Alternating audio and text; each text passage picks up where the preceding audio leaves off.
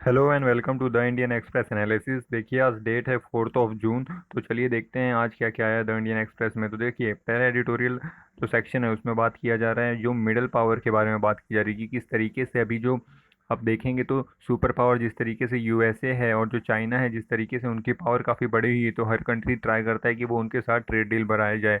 लेकिन जो middle power है जैसे ऑस्ट्रेलिया है, तो उसके साथ भारत को किस तरीके से डील करके चलनी है उसके बारे में यहाँ बात करी गई है। ये मनरेगा के बारे में बात कर रहा है ये वाला आर्टिकल, ठीक है, तो इसको देखेंगे। और ये वाला आर्टिकल अभी बात कर रहा है कि किस तरीके से जो सेल्फ रिलायंट के ऊपर अभी भारत ने बात की है, तो क्या वो एक बैकवर्ड टर्न है। तो यहाँ देखेंगे क्या बात की जा रही है। ये वाला आर्टिकल भी बात कर रहा है कि किस तरीके से जो वैक्सीन्स हैं उसको हमने किस तरीके से डेवलप किया और इंडिया का क्या रोल रहा है, ठीक है।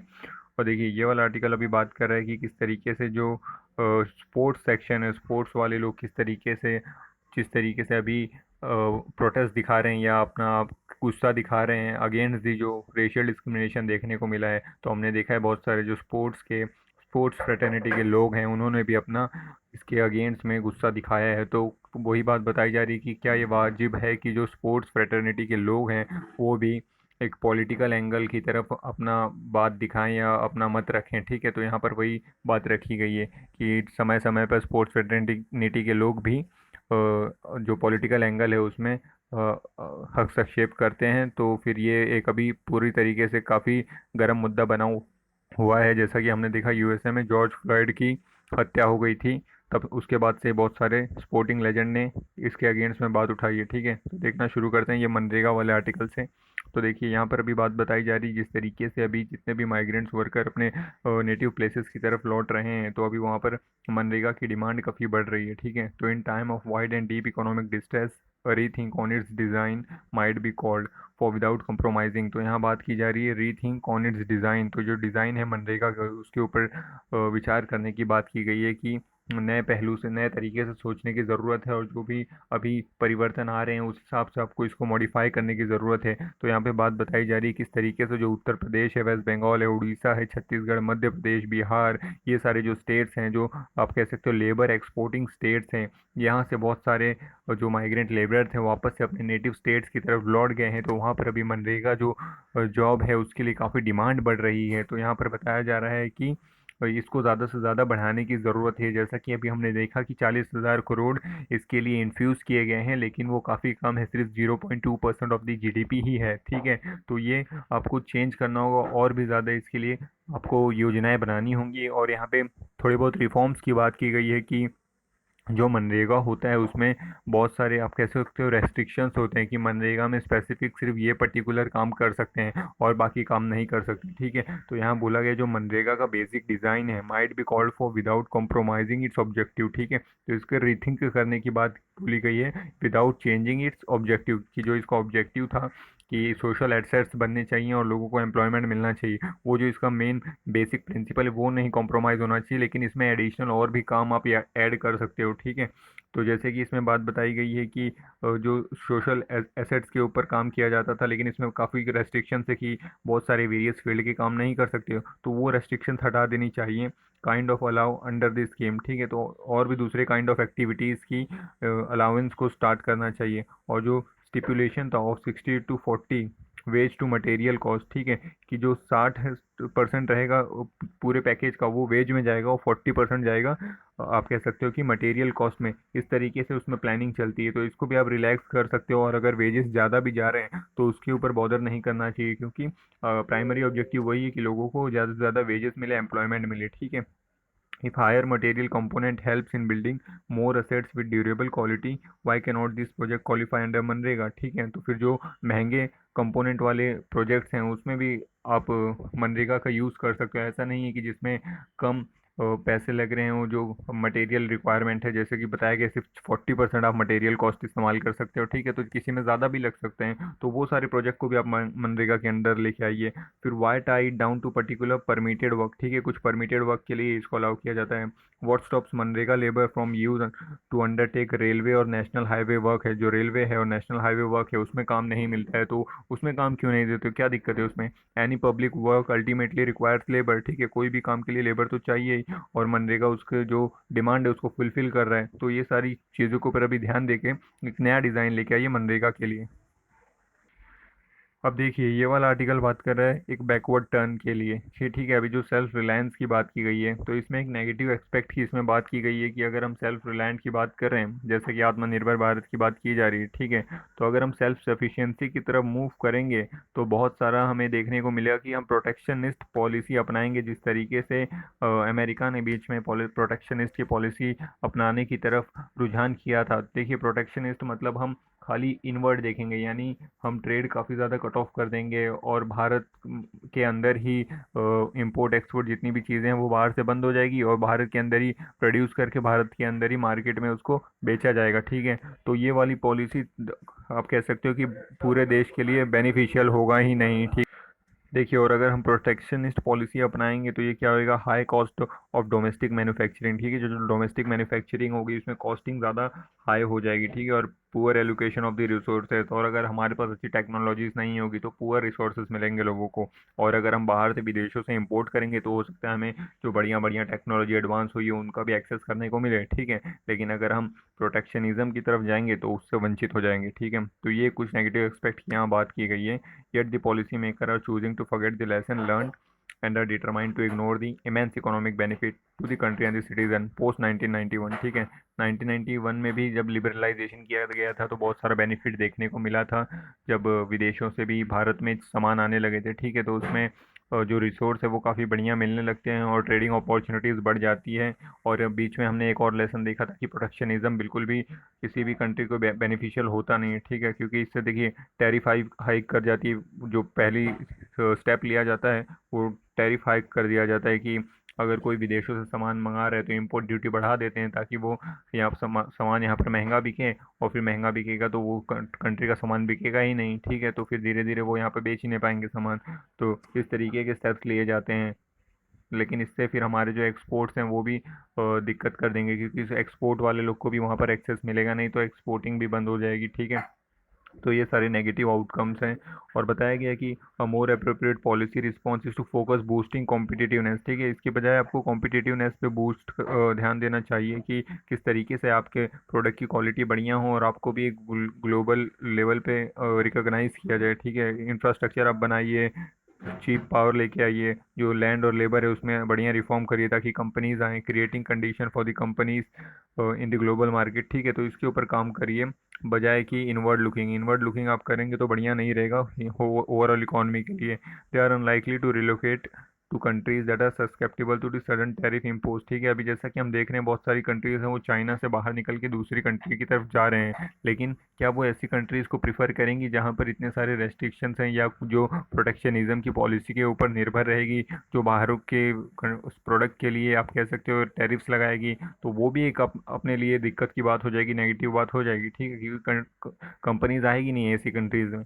और देखिए आगे बात की जा रही है कि implying the imposition of the tariff will also hurt export competitiveness, ठीक है, जो एक्सपोर्ट है जैसे कि पहले बताया उसको भी हर्ट करेगा, ठीक है। तो फिर इस तरीके से आपको लिबरलाइजेशन को पूरी तरीके से एलिमिनेट नहीं करना चाहिए और एक बैलेंस लेके चलना चाहिए कि पूरी तरीके से हम इंपोर्ट डिपेंडेंट भी ना रहें, लेकिन हम पूरी तरीके से इनवर्ड लुकिंग भी ना बने, ठीक है। तो ये थोड़ा सा एक क्रिटिसिज्म वाला आर्टिकल आज हमने देखा, तो उसमें से भी कुछ पॉइंट अच्छे सीखने को मिल सकते हैं। अब देखिए मिडल पावर की बात की गई है, तो एक तरफ अगर सुपर पावर की बात करें तो जैसे यूएसए जैसी कंट्री है, चाइना जैसी कंट्री है, तो हमारा ज़्यादा रुझान इन्हीं कंट्रीज़ के साथ रहता है, लेकिन हम जापान जैसे जो मिडल पावर कंट्रीज़ हैं, ठीक है, उनकी तरफ कम ध्यान देते। तो इस आर्टिकल में वही बताया गया है कि किस तरीके से हमें जापान जैसे कंट्रीज़ के ऊपर भी ध्यान देने की ज़रूरत है। देखिए यहाँ पे वर्चुअल समिट की बात की गई है, जो प्राइम मिनिस्टर नरेंद्र मोदी साहब और ऑस्ट्रेलिया के प्राइम मिनिस्टर स्कॉट मॉरिसन साहब करने वाले हैं, ठीक है। तो दोनों दोनों मिलकर अभी जो करंट डिप्लोमेटिक गैप्स है भारत और ऑस्ट्रेलिया के बीच में उसको भर के एक बढ़िया रिलेशन लेके चलेंगे। जो ऑस्ट्रेलिया है वो काफ़ी एक रिच सोर्स है नेचुरल रिसोर्सेज का, और भारत एक एमर्जिंग कंट्री है तो इसको नेचुरल रिसोर्सेज की काफ़ी ज़रूरत होती है, और वहाँ पर हायर एजुकेशन भी काफ़ी एडवांस है, भारत के काफ़ी विद्यार्थी वहाँ पर जाके हायर एजुकेशन लेते हैं, तो हमें एक वो भी आप कह सकते हो रिलेशन है, इंडियन डायस्पोरा वहाँ पर काफ़ी है, ठीक है। अब देखिए कैनेडा जो है बताया जाता है as a little sphere of influence of its own in the South Pacific, ठीक है, जो साउथ पैसिफिक वाला रीजन है वहाँ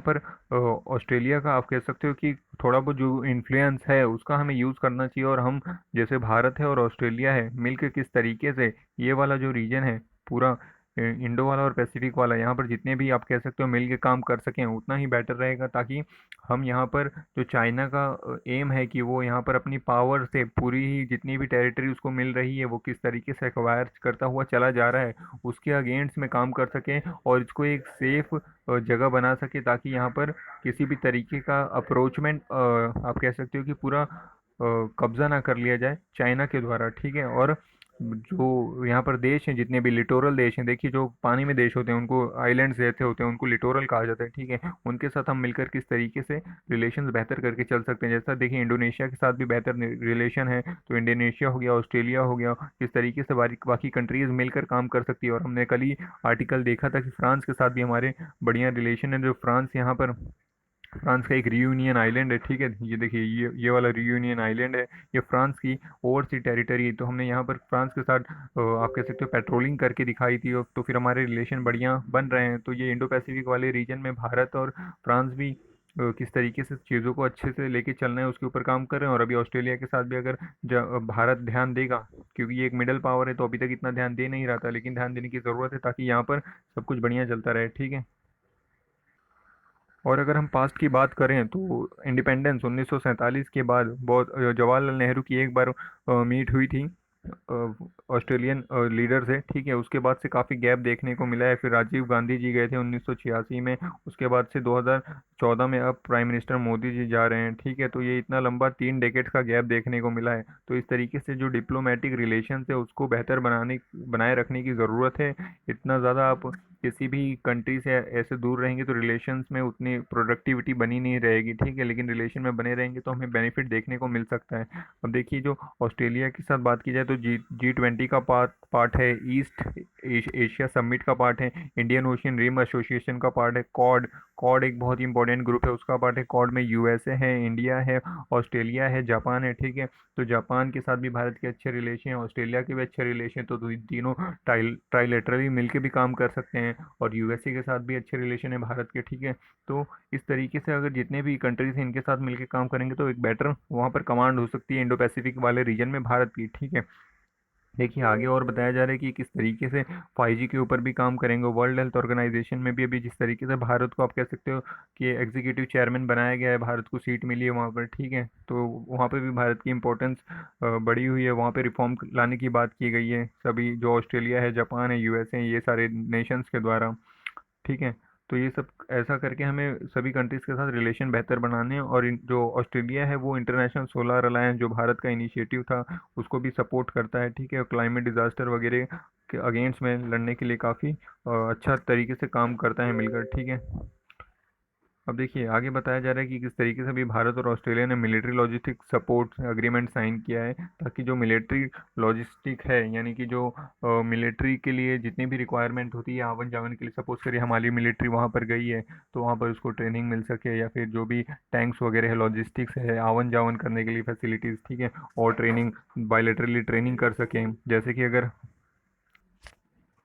देखिए और जो पेरिस यानी फ्रांस भी है वो भी जापान के साथ मिलकर ईगर है कि किस तरीके से भारत, जापान और फ्रांस मिलकर तीनों ट्राइलेटरल अरेंजमेंट करें, और इस जो इंडो पैसिफिक वाला रीजन है उसको किस तरीके से प्रोटेक्शनिस्ट पॉलिसी वहाँ पर दिखानी है कि किस तरीके से हम इसको आप कह सकते हो प्रोटेक्ट कर सकते हैं, या फिर यहाँ पर स्टेबिलिटी मेंटेन रहे उसके लिए काम कर सकते हैं। और कोई आकर जैसे चाइना आकर यहाँ पर टेरिटरी को एक्वायर ना कर ले किसी भी, तो वहाँ पर हम प्रेजेंस दिखा सकते हैं। और यहाँ पर 5 पावर डिफेंस अरेंजमेंट, ठीक है, 5 पावर डिफेंस अरेंजमेंट FPDA की बात की गई है कि ये सेट किया गया था ब्रिटेन के द्वारा, ठीक है। तो उसकी भी यहाँ पर बात की गई है। इसमें आते हैं यूके, मलेशिया, सिंगापुर, ऑस्ट्रेलिया और न्यूजीलैंड, ये कंट्रीज आती हैं।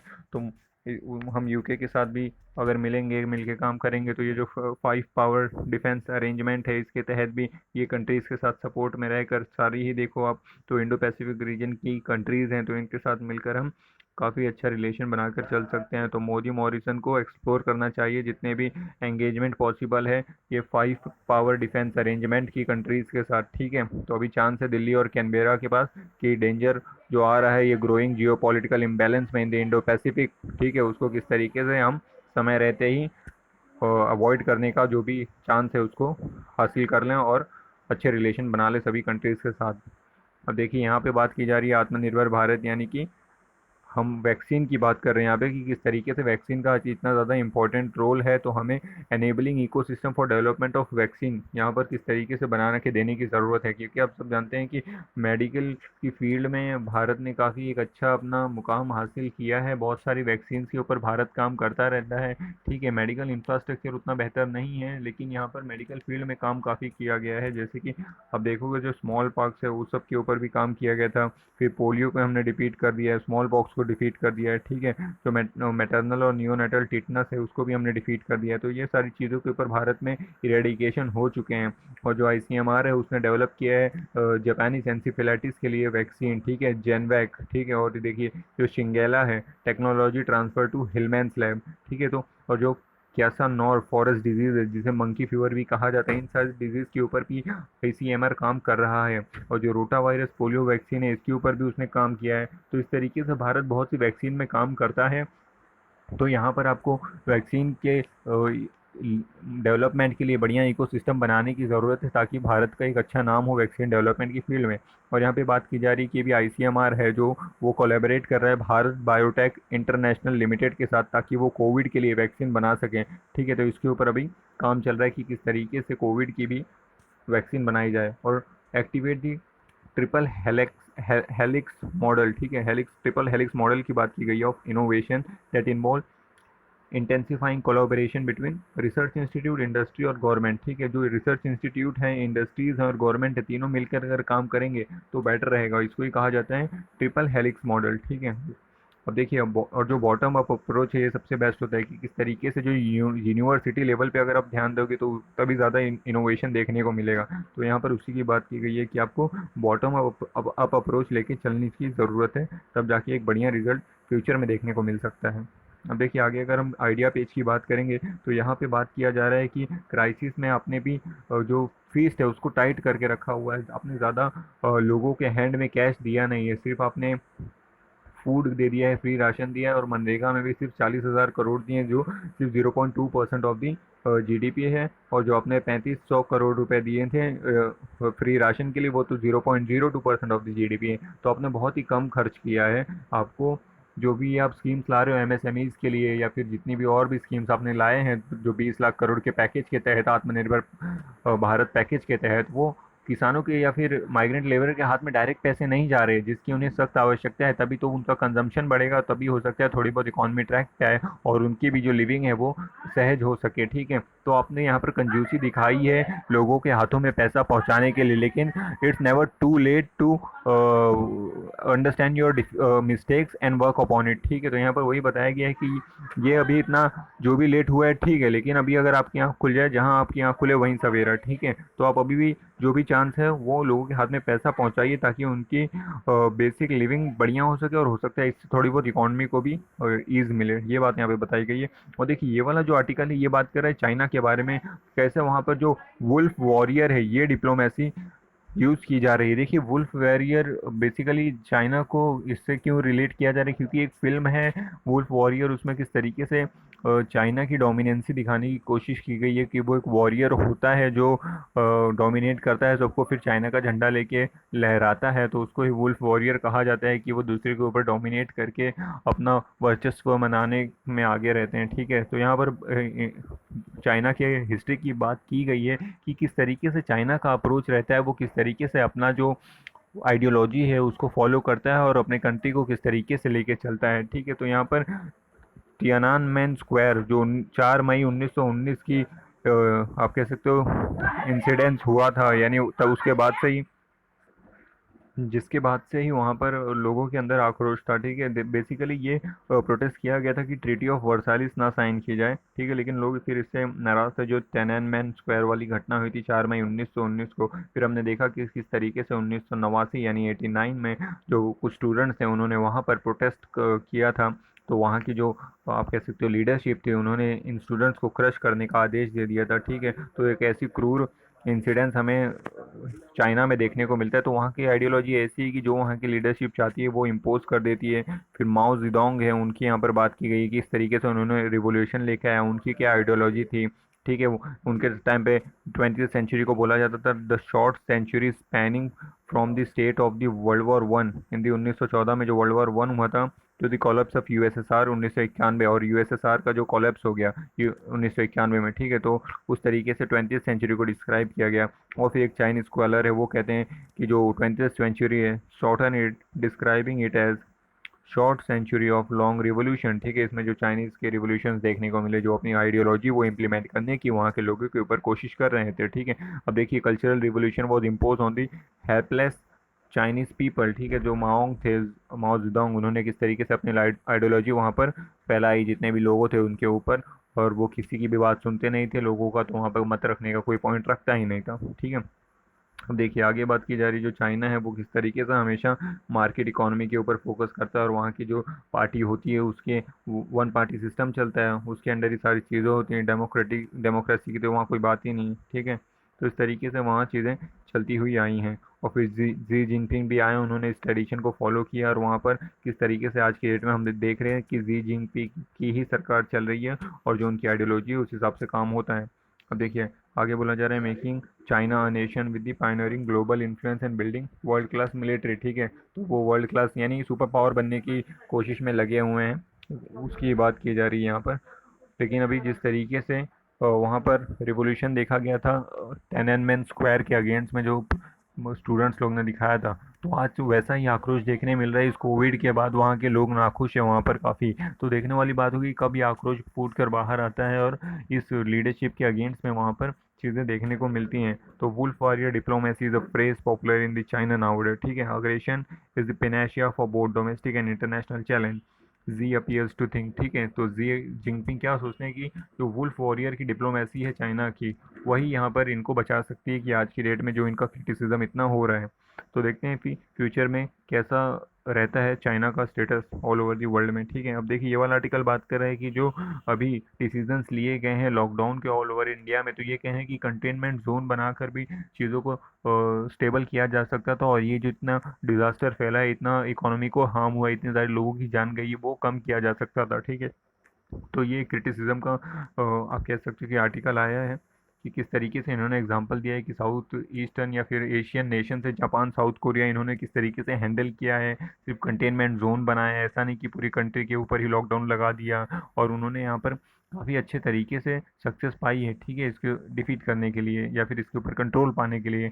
लेकिन भारत ने एग्जांपल दिया यूएसए का, जहाँ सबसे ज़्यादा केसेस चल रहे हैं, कि वहाँ पर लॉकडाउन नहीं है, तो वहाँ पर ज़्यादा आप कह सकते हो केसेस देखने को मिल रहे हैं, ठीक है। तो ये कह रहे थे कि आप सिर्फ यूएसए का एग्जांपल मत दीजिए, आप एशियन कंट्रीज़ को भी तो देखिए, आप उसका एग्जांपल लेके उससे लेसन लेके चीज़ों को फॉलो कर सकते थे। और देखिए एक्सप्लेन पेज में आज ये वाला आर्टिकल बात कर रहा है कि किस तरीके से कितनी ज़्यादा डेथ हुई है, कितनी केसेस आए हैं, उसके बारे में यहाँ पे बात की गई है कि सरकार क्या बता रही है कि कितने केसेस आए हैं और एक्चुअल में कितने केसेस आए हैं, ठीक है। तो इतना इंपॉर्टेंट ये वाला आर्टिकल है नहीं।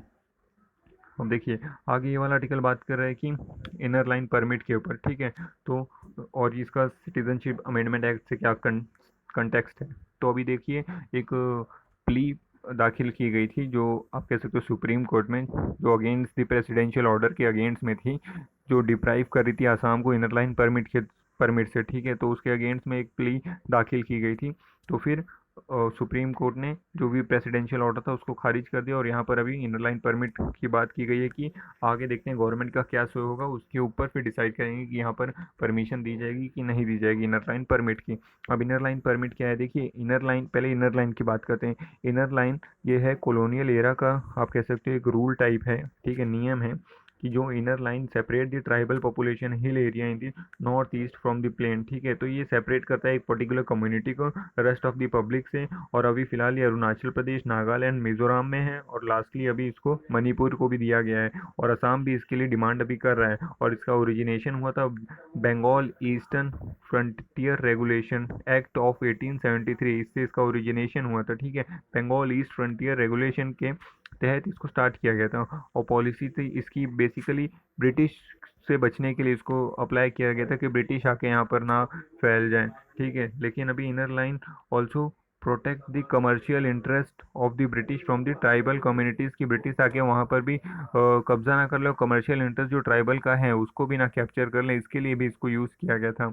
ठीक है, तो अभी जो पहले ब्रिटिश के अगेंस्ट यूज़ किया जाता था, अभी वो सिटीजन ऑफ इंडिया के अगेंस्ट यूज़ किया जाता है कि बाकी सिटीजन आके यहाँ पर कैप्चर ना करें। ठीक है, अब आगे बात बताई जा रही है कि किस तरीके से ये सिटीजनशिप अमेंडमेंट एक्ट से कनेक्टेड है। तो देखिए, सिटीजनशिप एक्ट के तहत, अमेंडमेंट एक्ट के तहत जो बांग्लादेश, अफगानिस्तान, पाकिस्तान है, यहाँ पर जो माइनॉरिटीज़, प्रोसिक्यूटेड माइनॉरिटीज़ हैं, उनको हमारे यहाँ पर सिटीजनशिप देने की बात की जा रही है। लेकिन इनर लाइन परमिट में आप उनको नहीं दे सकते हो। जहाँ पर इनर लाइन परमिट चाहिए वो वाले इलाके में आप नहीं दे सकते। अगर आप यहाँ पर इनर लाइन परमिट इस इलाकों को नहीं दोगे तो यहाँ पर भी उनको सिटीजनशिप मिल जाएगी। ठीक है, तो यहाँ पर उनकी एंट्री हो जाएगी। तो इसके लिए काफ़ी इंपॉर्टेंट हो जाता है ये डिसीज़न, ये पर्टिकुलर कम्युनिटी या फिर एरिया के लिए। अब ये पेटिशन की बात की गई कि पेटिशन क्या कह रहा है, तो पेटिशन की मैंने जैसा कि एक्सप्लेन किया आपको कि पेटिशन कह रहा है कि यहाँ पर इनको इनर लाइन परमिट नहीं मिलना चाहिए, लेकिन अभी इसके अगेंस्ट में लाया गया है। तो अभी इसके ऊपर गवर्नमेंट का स्टे देखेगी सुप्रीम कोर्ट, उसके बाद डिसाइड करेगी कि पर्टिकुलर एरिया को इनर लाइन परमिट मिलेगा कि नहीं मिलेगा। ठीक है, अब देखिए ये वाला आर्टिकल इतना इंपॉर्टेंट है नहीं, लेकिन एक बार बता देता हूँ कि केस क्या है। जैसे कि ये जैसिका लाल मर्डर केस है, जिसमें ये पर्टिकुलर एक्टर होते हैं, तो इंसिडेंस हो जाता है, ये पर्टिकुलर व्यक्ति जो मनु शर्मा, ये इसको किल कर देते हैं। और फिर ये किस तरीके से स्टार्टिंग में, क्योंकि ये पॉलिटिकल बैकग्राउंड के हैं, तो जुडिशरी से बच के निकल जाते हैं। फिर वापस से बाद में इनको केस होता है, फिर सुप्रीम कोर्ट इनको सज़ा सुनाती है। उसके बाद से इनका केस अभी तक चल रहा था और अभी इनको आप कह सकते हो कि छोड़ा गया है। तो देखने वाली बात होगी कि किस तरीके से यहाँ पर इंसाफ मिला था इनको, लेकिन स्टार्टिंग में किस तरीके से ये कानून से बच के निकल गए थे। ठीक है, तो इतना इंपॉर्टेंट केस है नहीं, आप कह सकते हो कि ऐसे न्यूज़ इंपॉर्टेंट होते नहीं हमारे लिए। और देखिए ये वाला बात कर रहे हैं कि किस तरीके से जो ब्लड कैंसर वाले लोग हैं वो यूजुअली सर्वाइव कर जा रहे हैं कोविड। ठीक है, तो जैसा कि ये वाला आर्टिकल डेली बात करते हैं बिहेवियर से रिलेटेड कि कौन से कैटेगरी के लोग किस तरीके से रिएक्ट कर रहे हैं।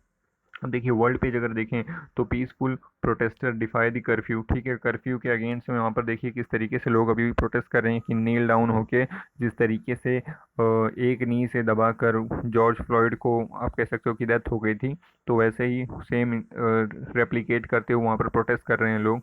ठीक है, और अभी जो ट्रम्प साहब हैं उन्होंने मिलिट्री यूज़ करने की बात की थी, तो जो वहाँ के डिफेंस मिनिस्टर हैं, डिफेंस सेक्रेटरी हैं, एज पर उन्होंने कहा है कि नहीं, ऐसी कोई बात नहीं, जो मिलिट्री है वो लास्ट रिजॉर्ट है और हम ऐसे ही मिलिट्री का यूज़ नहीं करेंगे। तो इस तरीके की अभी वहाँ पे सिचुएशन देखने को मिल रही है, काफ़ी इंटेंस सिचुएशन है। अब देखिए जो जो बिडेन है उनकी काफ़ी दावेदारी पुख्ती हो गई है कि ट्रम्प के खिलाफ आप कह सकते हो कि डेमोक्रेटिक पार्टी से जो बिडेन ही लड़ेंगे, क्योंकि अभी उन्हें और भी जगहों से सपोर्ट मिला है। ठीक है, देखिए जो जर्मनी है उसने लिफ्ट करने की बात कर रहा है ट्रैवल बैन यूरोपियन नेशंस के लिए, तो वहाँ पर अभी कुछ चीज़ें ट्रांसपोर्ट वगैरह आपको देखने को मिल सकता है, लेकिन ये ऐसा नहीं है कि फ्रीली आप घूम रहे हो। आपको जो इंपॉर्टेंट बिजनेस वगैरह है उसके लिए यहाँ पर मेनली चालू किया गया है। और जो ट्रम्प है उन्होंने काफ़ी चाइनीज़ एयरलाइंस के ऊपर अभी बैन लगाया है। ठीक है, तो ये चीज़ें अभी वहाँ पर देखने को मिल रही हैं।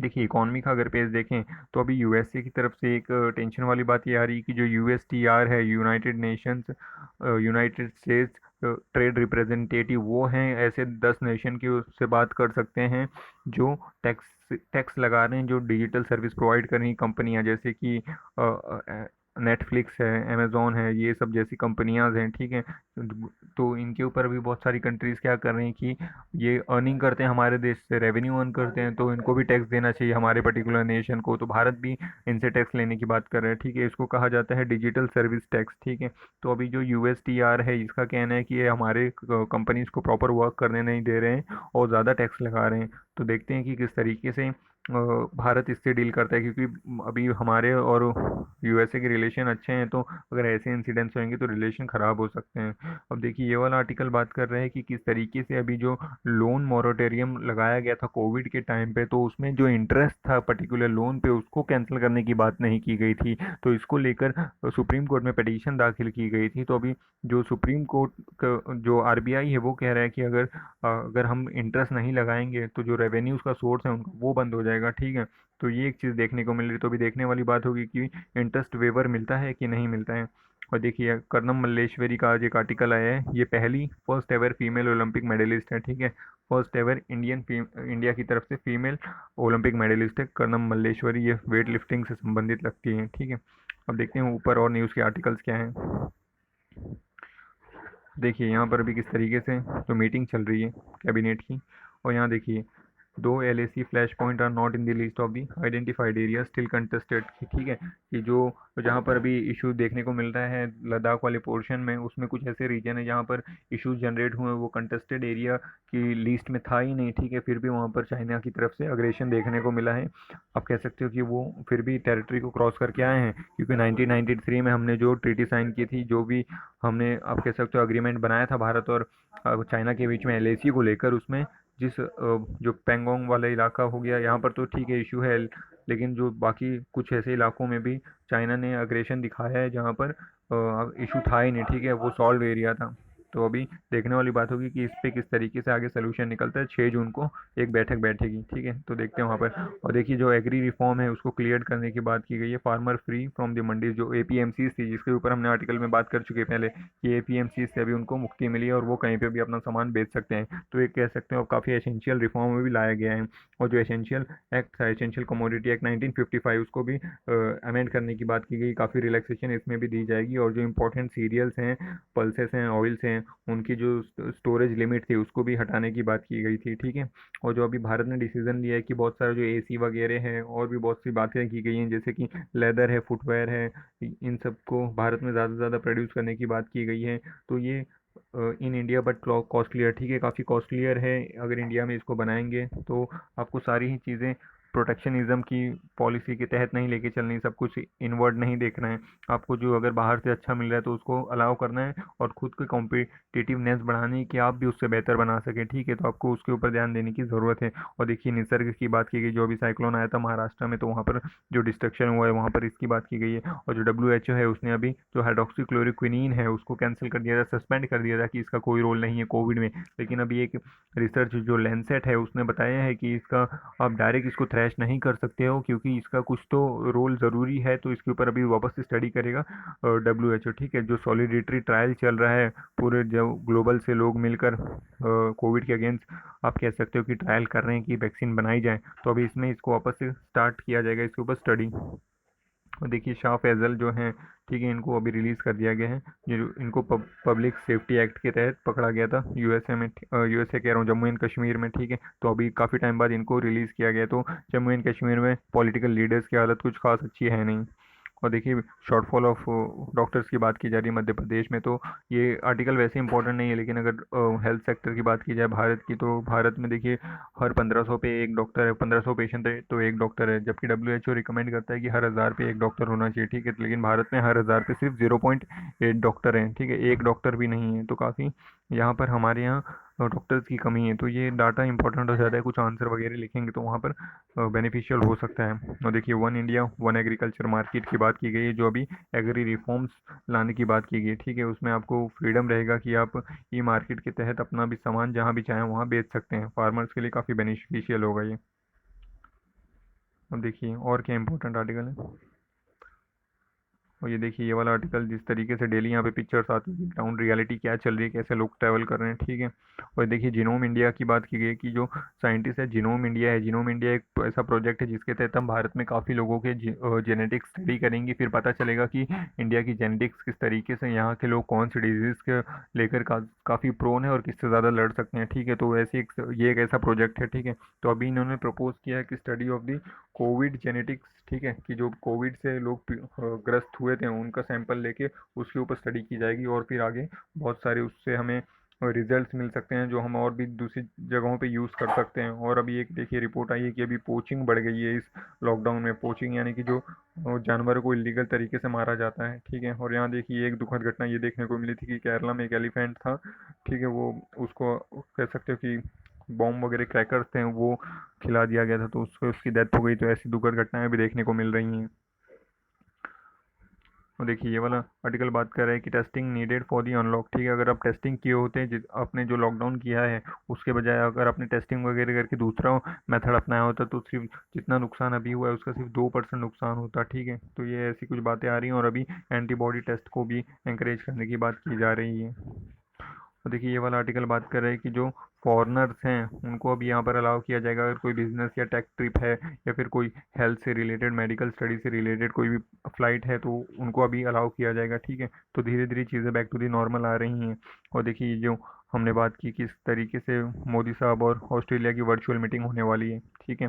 तो और देखिए यहाँ पर कुछ इंपॉर्टेंट ग्रुप्स की बात की गई है कि जो ऑस्ट्रेलिया ग्रुप है इसमें भी भारत हिस्सा है, वसेनार ग्रुप, वसेनार अरेंजमेंट है उसका भी भारत सदस्य है, ठीक है। और एनएसजी ग्रुप है अभी वो एक ग्रुप बचा है जिसमें भारत सदस्य नहीं है, ठीक है। तो ये कुछ ग्रुप्स हैं जो इम्पोर्टेंट हैं। अगर इसका भारत ग्रुप बन जाएगा, ठीक है, तो फिर एनएसजी में भी ग्रुप बनने के काफ़ी चांस हैं और जो यूएनएससी है वहाँ पर भी सीट मिल सकती है। देखिए ऑस्ट्रेलिया ग्रुप, ये सारे जो ग्रुप्स हैं, ऑस्ट्रेलिया ग्रुप और वसेनार अरेंजमेंट, ये सब क्या काम करते हैं कि जो भी वेपन्स वगैरह के आप कह सकते हो कि मास डिस्ट्रक्शन के लिए यूज़ होता है तो उसके ऊपर किस तरीके से कमांड बनाई जाए, ठीक है। कि जैसे कि बायोलॉजिकल वेपन है, केमिकल वेपन है, तो ऑस्ट्रेलियन ग्रुप ये बात करता है कि आपको इसका यूज़ नहीं करना है, ठीक है, तो भारत उसका मेंबर है। और जो वसेनार एग्रीमेंट है वो भी बात करता है कि आपको वेपन्स वगैरह का यूज़ नहीं करना है मास डिस्ट्रक्शन के लिए, ठीक है। और एनएसजी जो है न्यूक्लियर सप्लायर ग्रुप की आपके पास न्यूक्लियर रहेगा, ठीक है। तो न्यूक्लियर नेशन भारत है लेकिन उसने एनपीटी जो नॉन प्रोलिफरेशन ट्रीटी है उसको साइन नहीं किया, इसलिए भारत को एनएसजी का ग्रुप नहीं मेंबर नहीं बनाया जाता है। लेकिन अगर भारत न्यूक्लियर हटा देगा तो पाकिस्तान वगैरह का इशू है, इसलिए भारत पूरी तरीके से खुद को न्यूक्लियर फ्री नहीं कर सकता है। अब देखिए और आगे क्या बात की जा रही है।